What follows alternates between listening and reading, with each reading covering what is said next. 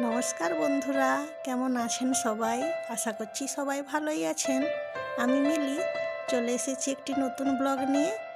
আপনাদের অফুরান ভালোবাসা আমাকে একটি নতুন ব্লগ আনতে অনেকখানি সহায়তা করেছে। ভাবতেই পারিনি জানেন, এই নতুন চ্যানেলটিকে আপনারা এতটা আপন করে নেবেন। আজ শুক্রবার সন্ধ্যের দিকে বেরিয়েছিলাম এটা মেলা দেখতে যাব বলে। সেটাকে বড় মেলা বলা চলে না, ওই পশ্চিমবঙ্গ সরকার থেকে মেলাটা আয়োজন করা হয়েছিল। বার্জ টাউনে মেলাটা চলছিল। আর এই মেলাটাতে তেমন কিছু বিশেষত্ব নেই। ওই যে বিভিন্ন দপ্তরগুলো হয় সরকারের, ভূমি দপ্তর, শিক্ষা দপ্তর, ওই সমস্ত দপ্তরগুলোকে নিয়েই প্রেজেন্ট হিসেবে দেখাতে চেয়েছিল দর্শকদের। আর মেলাতে এসেই একটা পাপড়ি চাট বানিয়ে নিলাম। ওটা কিন্তু আমার জন্যই বানানো হচ্ছিল। পাশে যে দেখলেন যে বাদাম গরম গরম ভাজা চলছিল। আর এই যে মেন গেটটা, এইখানে লেখাই আছে তথ্য ও সংস্কৃতি বিভাগ, পশ্চিমবঙ্গ সরকার। বুঝতেই পাচ্ছেন এটা সরকার থেকেই আয়োজিত করা হয়েছে। এখানে লেখাই আছে, দেখতে পাচ্ছেন, বাংলা মোদের গর্ব, মেলা প্রদর্শনী, এইগুলোকেই মূলত তুলে ধরা হয়েছে। আর এই যে বলছিলাম না যে প্রত্যেকটা দপ্তরকে এখানে রিপ্রেজেন্ট করা হয়েছে, এই বন দপ্তর, শিশু শিক্ষা দপ্তর, জেলা শিল্প কেন্দ্র, এই সমস্তগুলোকেই এখানে মূলত ফোকাসে রাখা হয়েছে। আর তার সাথে একটা করে স্টল দেওয়া হয়েছে।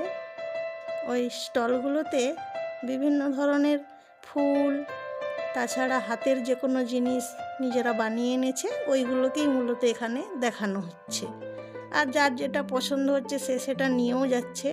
আর একটা ভীষণ বড় মঞ্চেরও দেখলাম আয়োজন করা হয়েছে। মঞ্চের সামনে কতকগুলো চেয়ারও দেওয়া হয়েছে। আর শীত পড়লেও ভালোই দেখলাম যে লোকজনের সমাগম রয়েছে। যেহেতু শীতটা জাঁকিয়ে পড়েনি, হয়তো সন্ধে বলে লোক কম, হয়তো আরও একটু রাত্রির দিকে বেশি ভিড় জমেছিল। আমরা তো সন্ধ্যের দিকেই বেরিয়েছিলাম। আর এখানে অনেকগুলোই দেখলাম দোকানের এখানে দেখলাম যে পটচিত্রের একটা দোকান নিয়ে বসেছে। আর জিনিসগুলো খুব শৌখিন, হাতের যে কাজের ছোঁয়া সেটা দেখলেই বোঝা যায়। আর মঞ্চে গান গাইছেন অয়ন ঘোষ, রবীন্দ্রনাথের একটি রবীন্দ্রসঙ্গীতই পরিবেশন করছেন। আর খুবই সুন্দর গাইছিলেন। কিন্তু যেহেতু সদস্য সংখ্যা দর্শকদের আসনে দেখতেই পাচ্ছেন যে চেয়ারগুলো খালি, যেহেতু সন্ধেবেলায় শুরু হয়েছে, লোক ততটা ছিল না। কিন্তু গানটি খুব চমৎকার গাইছিলেন। একটু দাঁড়িয়ে শুনছিলাম। তারপর আমরা যে কাজের জন্য বেরিয়েছিলাম, জানেন বন্ধুরা, আপনারা তো আগের ব্লগেই দেখেছেন যে সোয়েটার কিনতে বেরিয়েছিলাম, কিন্তু সোয়েটারটা পছন্দ হয়নি, জামা কিনে নিয়ে চলে আসছিলাম। আজকে ওই জন্য দুপুরে দুজনে কর্তা গিন্নিতে প্রচুর ঝগড়া করেছি।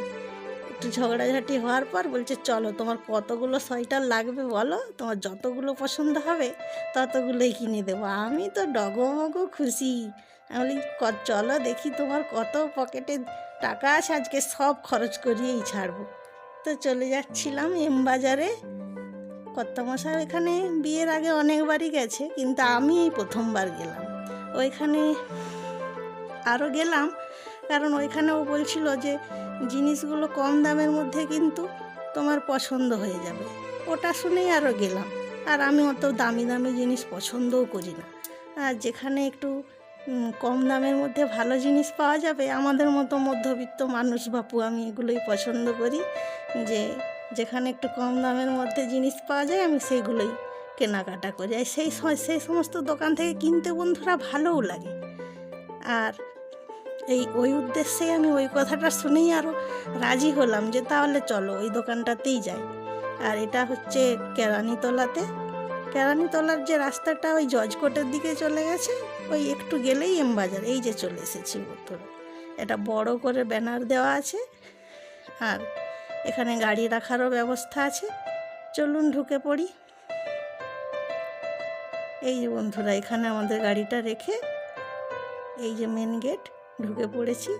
সামনেই দেখতে পেলাম যে মোজা, ব্ল্যাঙ্কেট, কুর্তি, এই সমস্ত। আর যেখানে চোখটা আটকে গেল ব্যাগের কালেকশনগুলো দেখে, রঙিন রঙিন ব্যাগ, কি চমৎকার লাগছিল।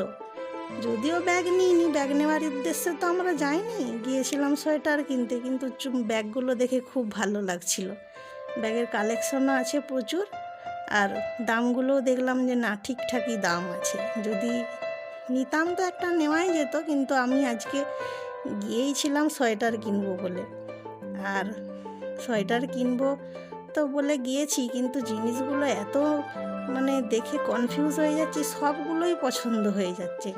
জিনিসের দামগুলোও বেশ রিজনেবল, আবার জিনিসগুলোও বেশ দেখছি চমকপ্রদ। এখানে দেখতে পাচ্ছেন যে টপগুলোও খুব ভালো ভালো কালারের, মিষ্টি মিষ্টি কালারই সব দেখতে পাচ্ছি। ট্রাউজার, সব কিছুর দাম মেনশন করা আছে। আর এই দিকটাতে আছে হুডিগুলো, জিন্সের প্যান্ট, আর এই দিকে আছে সমস্ত যে ওয়ান পিসগুলো হয় ওইগুলো, আর পাপোশ টাপোশ সমস্ত কিছুই আছে। এই দিকে আছে রঙিন রঙিন সমস্ত কিছু ট্রাউজার আর স্টোল, এইগুলোই। আর অনেকগুলো কাউন্টার আছে। আর এই যে সামনে দেখতে পাচ্ছেন, এইগুলো কিন্তু গামছা। আপনারা ভাববেন যে তোয়ালা টোয়ালা কিছু, এগুলো মহিলাদের গামছা। আর এইখানে সব টয়েসগুলো আছে। আর এইদিকে আছে নানা ধরনের স্টোল, ওড়না হিসেবেও ব্যবহার করা যায়, স্টোল হিসেবেও ব্যবহার করা যায়।